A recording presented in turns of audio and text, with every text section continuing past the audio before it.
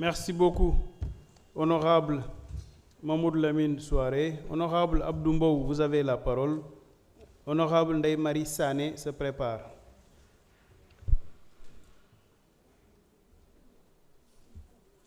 Merci, Monsieur le Président, Monsieur le Ministre, Monsieur le Secrétaire d'État, Madame, Monsieur les collaborateurs des ministres, mes chers collègues. Monsieur le Ministre, nous ne connaissons toujours pas la date officielle de l'ouverture de la campagne de commercialisation de l'arachide, malgré les instructions du chef de l'État pour fin novembre. Et deuxièmement, l'année dernière, tout le monde sait que la plupart des producteurs ont vendu leur récolte en deçà du prix officiel. Le même phénomène est observé dans les Louma. Un de mes collègues l'a dit tout à l'heure. Que compte faire le gouvernement pour endiguer la paupérisation du monde rural? Monsieur le ministre, la Sonacos a-t-elle les fonds nécessaires pour assurer la campagne si on sait qu'une grande partie des arachides collectés l'année dernière, malgré les déclarations que vous avez faites, sont encore stockés à travers le pays, un peu partout? Monsieur le ministre, vous avez déclaré récemment que l'État ne fournira plus de semences d'arachide subventionnées aux producteurs à partir de l'année prochaine. Est-ce que vous pouvez revenir sur ces déclarations? Par rapport à l'élevage, Monsieur le ministre, les forages pastoraux que le président Macky Sall avait laissés, nous avons entendu que vous voulez donner ça à des sociétés. Et je pense que l'OLU, ce serait une catastrophe. Il faut laisser ça aux producteurs parce que beaucoup de faits de métier qui nitni. J'ai entendu tout à l'heure qu'on parle de production record en parlant de 900 000. Vous savez, Monsieur le ministre, que la production record au Sénégal, c'est en 1976 avec 1 434 147 tonnes.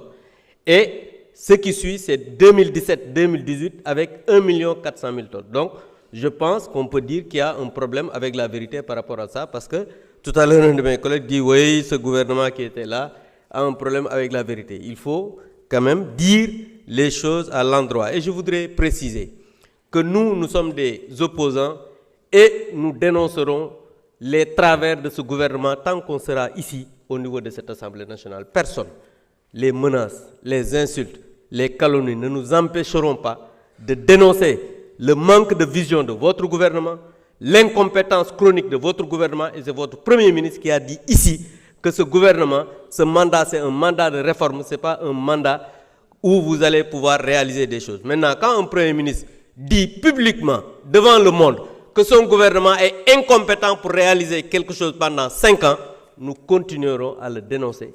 Et ni les menaces, ni les insultes ne pourront nous empêcher de le faire. Je vous remercie. Merci beaucoup, honorable Abdoumbo. Honorable Ndeye Marie Sané, vous avez la parole. Honorable Diogomaye Diaw se prépare.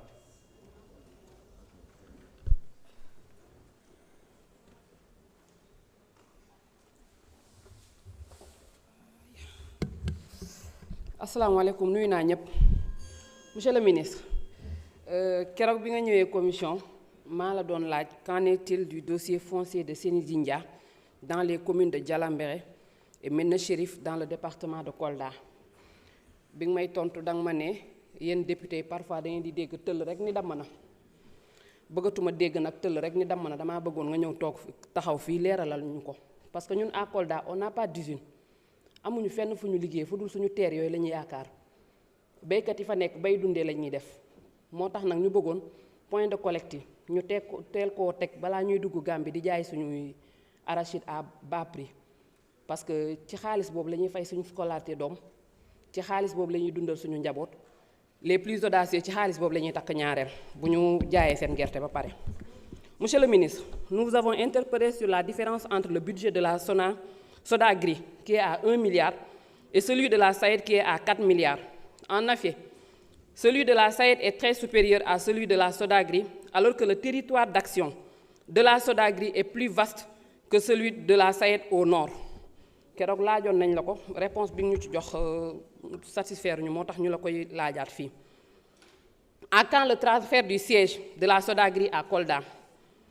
À défaut, il faut autoriser la direction générale à procéder à la location provisoire d'un siège et du transfert du mobilier à Kolda dans l'attente de l'achèvement du dossier du siège, définitif pour une meilleure prise en charge des préoccupations de la population, en rationalisant les charges locatives, en facilitant le contact des agents et les populations, en stimulant l'économie locale du pôle sud.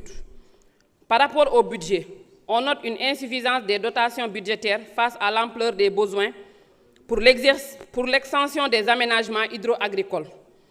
Retard récurrent dans la mise à disposition des ressources financières, absence d'une ligne budgétaire pluriannuelle dédiée à la SODAGRI rendant difficile la visibilité des engagements à moyen et long terme.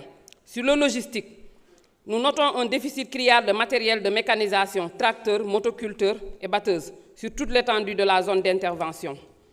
Insuffisance de moyens roulants pour assurer le suivi rapproché, la supervision technique et la coordination des antennes régionales. Insuffisance d'infrastructures de stockage et de conservation occasionnant des pertes post-récolte importantes qui réduisent les revenus des producteurs et fragilisent la sécurité alimentaire. Insuffisance des ressources humaines qualifiées. La SODAGRI ne dispose pas encore d'un effectif suffisant et diversifié des techniciens spécialisés et des cadres pour répondre aux besoins croissants de son territoire d'intervention. Cette contrainte affecte la qualité de l'appui, conseil et la mise en œuvre des projets structurants. Merci beaucoup. Merci beaucoup, honorable. Honorable Diogomaye Diaw, vous avez la parole. Honorable Olemate Bayo se prépare.